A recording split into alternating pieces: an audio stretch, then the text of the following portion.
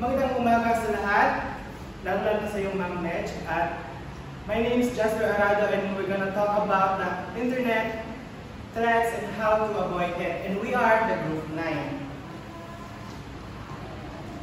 First is the internet threat.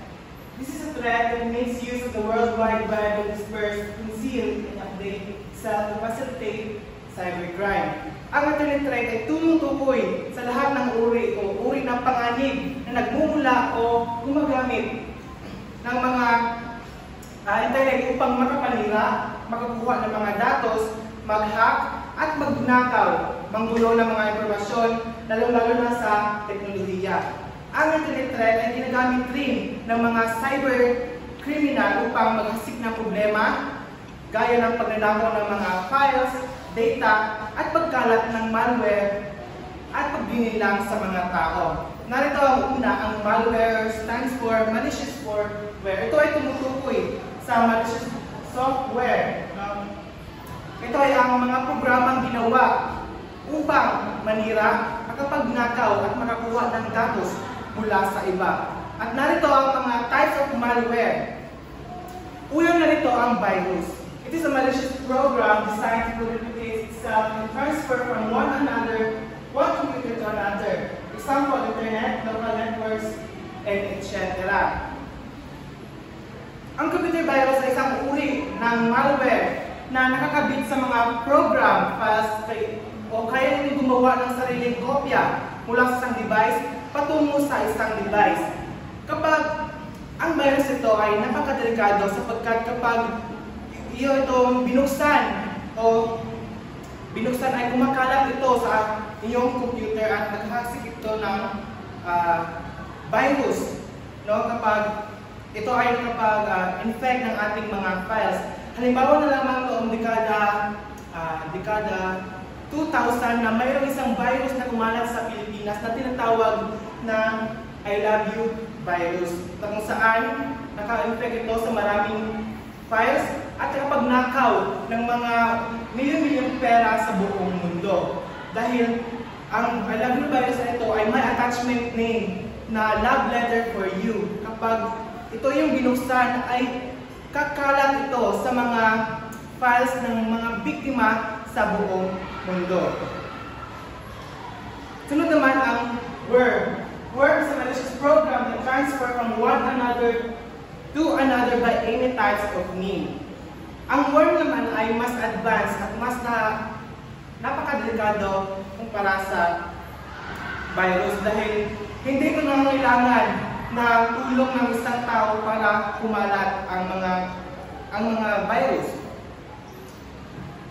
Ito rin tinuturing na stand-alone dahil automatic ito naghahanap ng isang butas upang makapasok sa isang kahinahan ng isang network upang makapagkopya. Ang worm ay kaya nito kopyahin ang kanyang sarili upang nito sa isang device. Kapag kumalat na ito, maaari itong pabagalin ang isang sistema o network ng isang computer at dito na siya maghasik o unti-unting sisirain ang mga files ng isang computer. Kagaya ng aking naibawa noong una, ang I love you virus ay nakapag-infect ito ng maraming files sa buong mundo at nakapagnakaw ng maraming pera na kagagawan ng isang Pilipino. Ang pangatlo naman ay ang Trojan. A malicious program that disguises as useful program that once downloaded or installed easily leaves you unprotected and allows hackers to get your information. Ang Trojan na ito ay isang uri na mapanlinlang software na nagkukuha rin na ito daw ay safe o ligtas. Pero ito pala ay may tinatagong masamang virus na ang tunay na pake nito ay makapinsala ng isang computer. Kapag ito, once na na-install ang iyong ito sa download or kapag-install kayo, ito ay mag-iiwan ng mga ng virus na makaka-epekto o mayroon chance sa mga hackers na i-hack ang inyong system. Ang tinatawag itong Trojan dahil mahalin tulad ito sa Trojan horse na ito daw ay Trojan horse na pumapasok daw ito ng panhim para makapanira. Ang Trojan ay hindi agad o hindi napapansin ng mga gumagamit ng computer. Hindi ito madaling mapansin dahil nga sa talikaran nitong panlilim lang. Ganyan naman, kapag meron tayong kaalaman, sapat na kaalaman ay malalaman natin kaagad na ang ating computer natin kung may virus ba o wala. At para na rin maiwasan ang infeksyon sa ating digital devices. Ang pang-apat naman ay ang spyware. A program that runs in the background without you knowing it. Thus called spy has the ability to monitor what you are currently doing and typing through keylocking. From the word spy, ito ay nagmamanman sa ating bawat galaw ng ating ginagawa sa ating computer. Ito ay lihim na tumatakbo sa computer na hindi natin alam. Layunin nitong manmanan ang bawat galaw ng isang user katulad ng pagta-type, pag-open o pagbubukas ng mga files na hindi natin nalalaman. Ito ay dahil nawawalan ang mga ganong paraan ay nawawalan ng privacy. Ang isang gumagamit at naglalagay ng panganib ang kanyang mga personal na mga impormasyon at mga data na magagamit ng mga hackers sa mga masasamang gawain o sa pandaraya at pagnanakaw. Ang epekto ng spyware ay binabagal nito ang takbo ng isang computer. At ito rin bigla ang paglitaw ng mga hindi natin o kinaiinis na nating mga ads. Kaya mas maging alerted tayo sa ating mga ginagawa. Ang panghuli ang adware. A program designed to send you advertisement mostly as pop-up. Ito ang isang virus na kinaiinis natin dahil sa mga ads na pumapop up na lang bigla sa ating mga computer.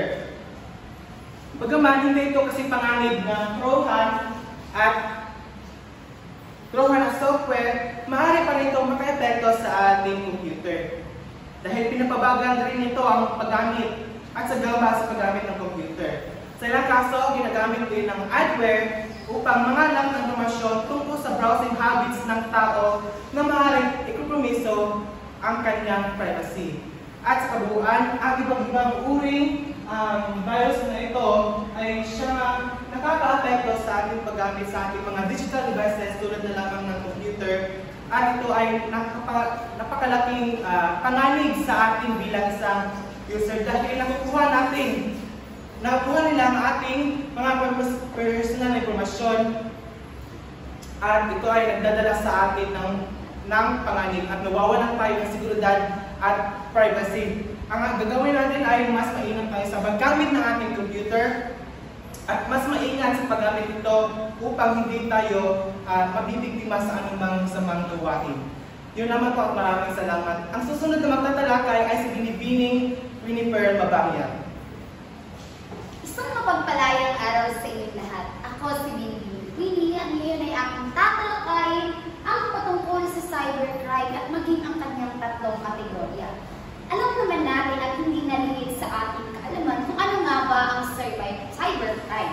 Kapag sinabi natin kasing cybercrime, ito ay isang krimen na ginagawa o nangyayari gamit ang ating internet, cellphone at iba't ibang mga makabagong teknolohiya. May layunin ang cybercrime. Layunin nito na sirain ang reputasyon ng isang tao o grupo, mangharas, magnakaw ng impormasyon, at magdulot ng pinsala sa pisikal man o emosyonal na aspeto ng tao. Kaya naman nabuo ang tatlong kategorya ng cybercrime. So cybercrime can be basically divided into three major categories. So ilan sa mga kategoryang ito ay ang cybercrime against person, cybercrime against property, and cybercrime against government. Isa-isahin natin kung ano nga ba ang tatlong major categories na ito. Una ay ang cybercrime against person. Kapag sinabi natin cybercrime against person, ito ay ang personal na nakaka-apekto sa atin. Halimbawa, mga krimen gaya ng child pornography, cyberstalking at online harassment. So, ibig sabihin, ito ay ang krimen na direkta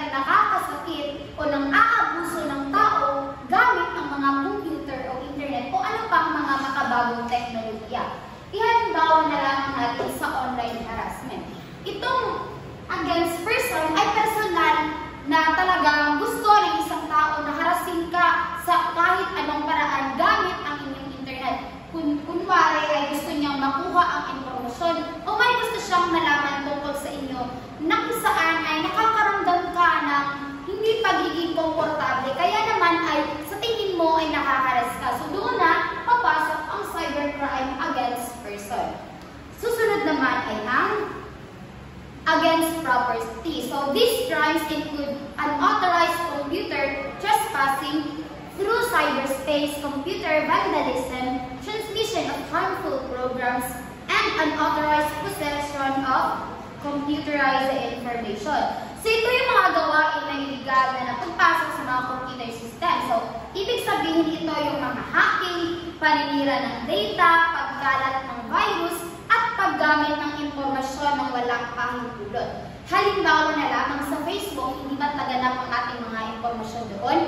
Kunwari, nagugulat na lamang tayo na ilan sa ating mga kakilala ay nagpo-post na sa Facebook na mayroong gumagamit ng kanilang mga larawan, maging ng kanilang impormasyon na gumagawa ng sariling Facebook. Doon nagpapasok ang cybercrime against property. Dahil dito nalalabag na ang iyong karapatan na kinuha ng iba kung saan ito yung mga impormasyon na ginamit.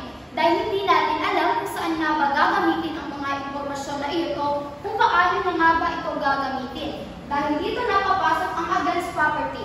Kapag walang authorized o hindi mo binibigyan ng authorization na gamitin ang iyong impormasyon, ay maaari mong kasuhan ang taong gumamit nito. Sumunod naman ang against government.